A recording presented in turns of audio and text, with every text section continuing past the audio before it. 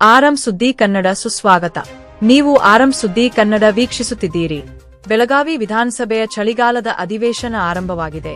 December 8ರಿಂದ December 19ರವರೆಗೆ ನಡೆದ ಈ ಅಧಿವೇಶನದಲ್ಲಿ ಗ್ರಾಮೀಣ ಮತ್ತು ನಗರ ಪ್ರದೇಶದ ಆಶಾ ಕಾರ್ಯಕರ್ತರು ತಮ್ಮ ಬೇಡಿಕೆಗಳನ್ನು ಈಡೇರಿಸಲು ಧರಣಿ ನಡೆಸಿದರು. ಆಶಾ ಕಾರ್ಯಕರ್ತರು ಮಾಸಿಕ 15,000 ರೂಪಾಯಿಗಳವರೆಗೆ ವೇತನವನ್ನು ಕೋರಿದರು.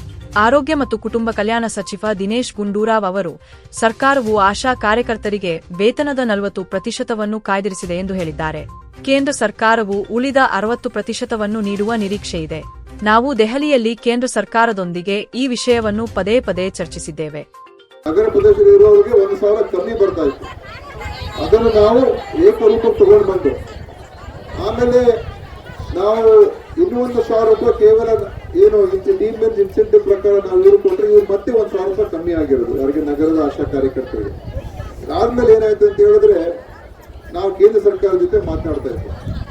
ಈಗ ನಮ್ಮಲ್ಲಿ ಇರುವಂತ ಮಾಹಿತಿ ಏನಂತ ಹೇಳಿದ್ರೆ ಈ ಏನು ಒಟ್ಟು ಸುಮಾರು 40,000 ಆಶಾ ಕಾರ್ಯಕರ್ತರು ಇದ್ದಾರೆ. ಈ 40,000 ಆಶಾ ಕಾರ್ಯಕರ್ತರಲ್ಲಿ ಸುಮಾರು 35% ಅಷ್ಟು ಅವರಿಗೆ 10,000ದಿಂದ 15,000 ರೂಪಾಯಿವರೆಗೂ ತಿಂಗಳಿಗೆ ಬರ್ತಾ ಇದೆ.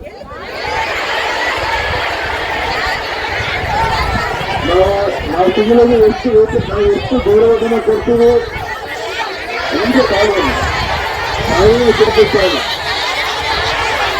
ಎಲ್ಲ ಚೆಕ್ ಮಾಡ್ತೀವಿ, ಟ್ರಾನ್ಸ್ಪೋರ್ಟ್ ಚೆಕ್ ಮಾಡ್ತೀವಿ.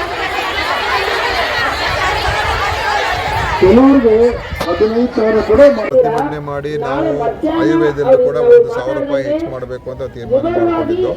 ಇಲ್ಲೇನಾಗಿತ್ತು, ಇಲ್ಲಿ 2 ಥರದ ಹಂತದ ಆಶಾ ಕಾರ್ಯಕರ್ತರಿದ್ದಾರೆ. ಒಬ್ಬರಿಗೆ 1,000 ಕಮ್ಮಿ ಬರುವಂಥದ್ದು.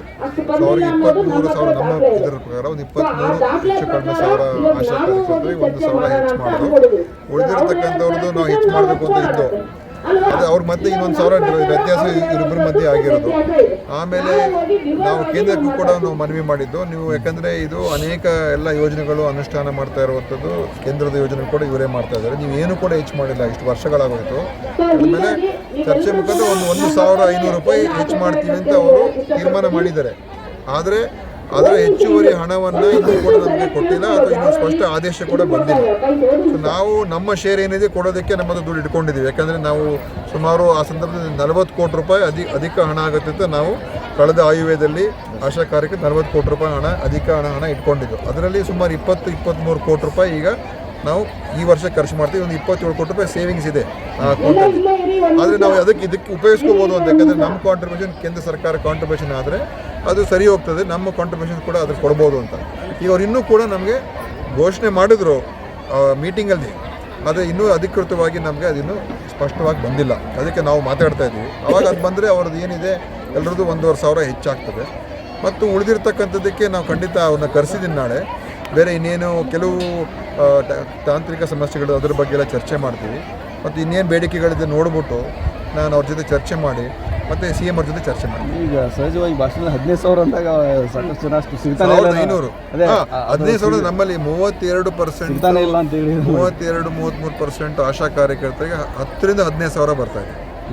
ಇನ್ನೊಂದು 35-40% ಅಷ್ಟರಿಗೆ 9ರಿಂದ 10,000, ಇನ್ನೊಂದು 30%ಗೆ 8ರಿಂದ 9,000. ಯಾಕಂತ ಹೇಳಿದ್ರೆ ಅವರವರು ಕೆಲಸದಲ್ಲಿ ಕೆಲವರಿಗೆ ಏನಾಗಿದೆ, ಪ್ರದೇಶ ಭಾಳ ಕಮ್ಮಿ ಇರೋದ್ರಿಂದ ಅವರು ಹೆಚ್ಚು ಇನ್ಸೆಂಟಿವ್ ಪಡ್ಕೊಳ್ಳೋಕೆ ಆಗ್ತಾ ಇಲ್ಲ. ಅದು ಒಂದು ಟೆಕ್ನಿಕಲ್ ಪ್ರಾಬ್ಲಮ್ ಇದೆ.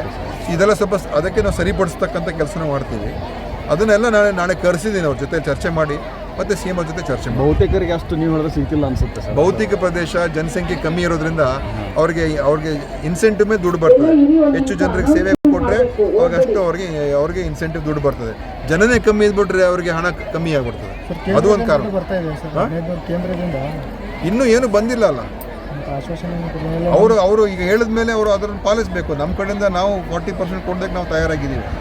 ಅವ್ರು 60% ದುಡ್ಡು ಕೊಡಬೇಕೀಗ. ಅದು ನೀವು ಅದಕ್ಕೆ ಅವ್ರಿಗೆ ಹೇಳಿದೆ, BJP ಅವ್ರಿಗೂ ಹೇಳಿ ಸ್ವಲ್ಪ ಅವ್ರಿಗೂ ಕೂಡ ಒತ್ತಡ ಮಾಡಿ. ಯಾಕೆ ಇದು ನಮ್ಮ ರಾಜ್ಯಕ್ಕೆ ಒಂದೇ ಅಲ್ಲ, ಅವರು ಇಡೀ ದೇಶಕ್ಕೆ ಅಪ್ಲೈ ಆಗ್ತದೆ. ಸೊ ಈ ಸಮಸ್ಯೆ ಎಲ್ಲ ರಾಜ್ಯಗಳಲ್ಲೂ ಕೂಡ ಇದೆ, ನಮ್ದು ಒಂದೇ ರಾಜ್ಯ ಅಲ್ಲ. ನಾಳೆ ಕರೆದು ಆದಷ್ಟು ನಾಳೆ ಅವ್ರ ಸಂಘದವ್ರು ಕರೆಸಿದ್ದೀನಿ ಎಲ್ಲ. ನಮ್ಮ ಯಾಕೆ ಅವ್ರದ್ದೇ ಬೇರೆ ಅಂಕಿಅಂಶಗಳಿದೆ. ಸೊ ನಮ್ಮ ಅಂಕಿಅಂಶಕ್ಕೂ ಅವ್ರ ಅಂಕಿಅಂಶಕ್ಕೂ ಸ್ವಲ್ಪ ಸರಿಯಾಗಿ ಮ್ಯಾಚ್ ಆಗ್ತಾ ಇಲ್ಲ. ಸೊ ಅದನ್ನು ನಾವು ಕೂತ್ಕೊಂಡು ಅದನ್ನು ಚರ್ಚೆ ಮಾಡ್ತೀವಿ.